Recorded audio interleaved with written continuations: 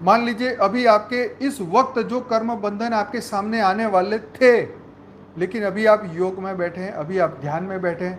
अब जो कर्म के अधीन जो मन में उसका जो फल आने वाला था, मन जो बहकने वाला था, मन जो दुखी होने वाला था, वो इस सत्संग में बैठने से, ज्ञान सुनने से, आत्मस्वरूप की अनुभूति में बैठने से अब क्या हो गया, मन हो गया शांत। अब कर्म की गति, अब वो कर्म जो है उस वक्त के लिए आपको परेशान नहीं कर सकता। परम आनंद के ऊपर हमने ढेर सारी बातें करी। आत्मस्वरूप में स्थित होने से कितना हमें परम शांति मिलता है, परम सुख मिलता है। हम ही वो खजाने हैं, वही खजाना हमारे अंदर है। वो बात हम कल बहुत सारी बातें हमने कल की।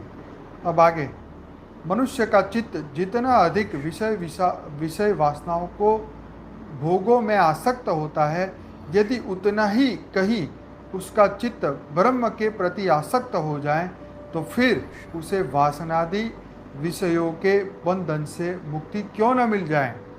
गजब की बात है।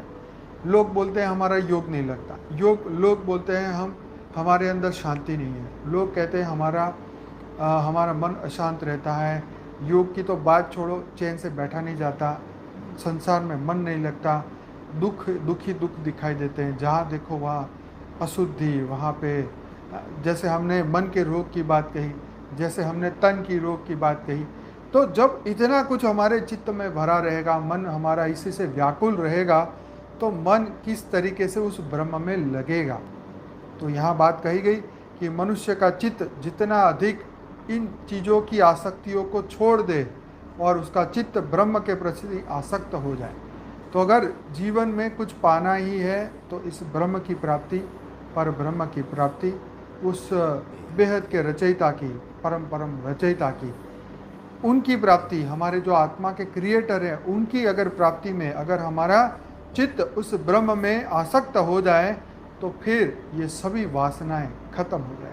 बेहद की परम शांति सोचो, बोलो परम शांति। Join us daily for live meditation, 10 p.m. to 11 p.m.